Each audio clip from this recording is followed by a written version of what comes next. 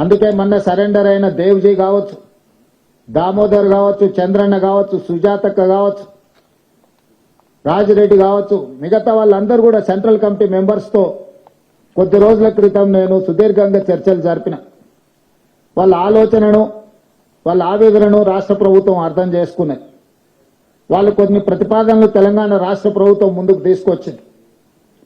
ఈరోజు మేము మిగతా సెంట్రల్ కమిటీ మెంబర్స్తో కానీ గణపతితో సహా ఈరోజు ఇంకా అజ్ఞాతవాసంలో జీవిస్తున్న కీలకమైన నక్సలైట్లకు మేము సమాచారాన్ని చేరవేస్తాము.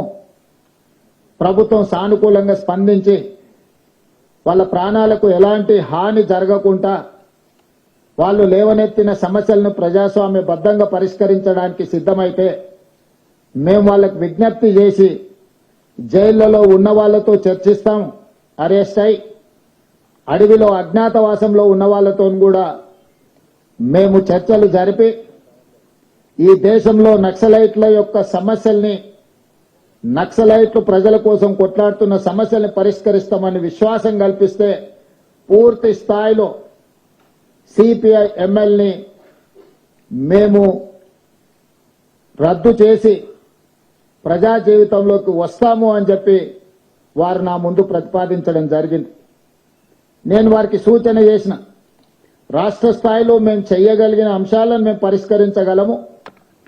ఇందులో కేంద్ర ప్రభుత్వం పాత్ర కూడా ఉన్నది. నక్సలిజం అనేది ఒక తెలంగాణ రాష్ట్రానికే పరిమితం కాలేదు.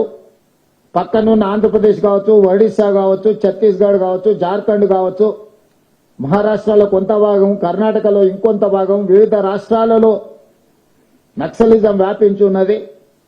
ఇది జాతీయ సమస్య. కేంద్ర ప్రభుత్వంతో మేము మాట్లాడితే గాని నేను పూర్తిగా మీకు హామీ ఇవ్వలేను అని చెప్పి సెంట్రల్ కమిటీ మెంబర్స్ కు, దేవ్జీ గారికి, వారి మిత్ర బృందానికి నేను చెప్పడం జరిగింది. ఆ తర్వాత కేంద్ర హోంశాఖ మంత్రి అమిత్ షా గారి సమయాన్ని తీసుకొని ఢిల్లీకి వెళ్లి తెలంగాణ రాష్ట్రంలో పోలీసులకు సంబంధించిన సమస్యల్ని కేంద్ర ప్రభుత్వం దృష్టికి తీసుకురావడమే కాకుండా ఆ సందర్భంగా సెంట్రల్ కమిటీ మెంబర్స్ ఏదైతే ప్రతిపాదన నా ముందుకు తీసుకొచ్చిందో ఆ ప్రతిపాదనల్ని అమిత్ షా గారి ముందు పెట్టడం జరిగింది.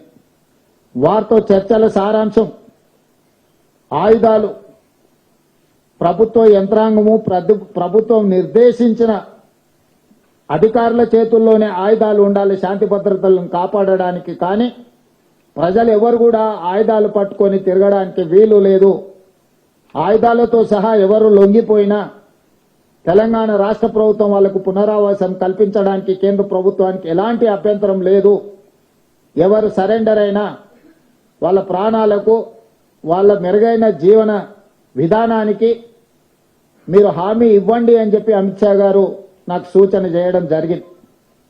అమిత్ షా గారితో మాట్లాడిన తర్వాత నక్సలైట్ నాయకులతో, వివిధ హోదాలలో ఉన్న వాళ్లతో మాట్లాడితే ఈరోజు 130 మంది నక్సలైట్లు ఛత్తీస్గఢ్ కు సంబంధించిన వాళ్ళు కావచ్చు, తెలంగాణ కావచ్చు, ఆంధ్రప్రదేశ్ కు సంబంధించిన వాళ్ళు ఈ రోజు వాళ్ళ చేతుల్లో ఉన్న ఆయుధాలతోటి ఈ రోజు వాళ్ళు సరెండర్ అవ్వడం, అందులో 124 అత్యంత ఆధునికమైన ఆయుధాలతో, ముఖ్యంగా 31 AK-47లు, SLRలు, ఇతర అధునాతనమైన ఆయుధాలు, విదేశాలలో తయారైన అధునాతనమైన ఆయుధాలు, 7,000 బుల్లెట్లు, బుల్లెట్ ద్వారానే ప్రజా సమస్యల్ని పరిష్కరిస్తామన్న వాళ్ళు ఈ రోజు బ్యాలెట్ ద్వారా ప్రజా సమస్యల్ని పరిష్కరించడానికి ముందుకు వచ్చి ఈ రోజు ఇక్కడ ఈ వేదిక ముందున్న 130 మంది నక్సలైట్లు ప్రభుత్వం యొక్క పిలుపు మేరకు ఈ రోజు సరెండర్ అవ్వడం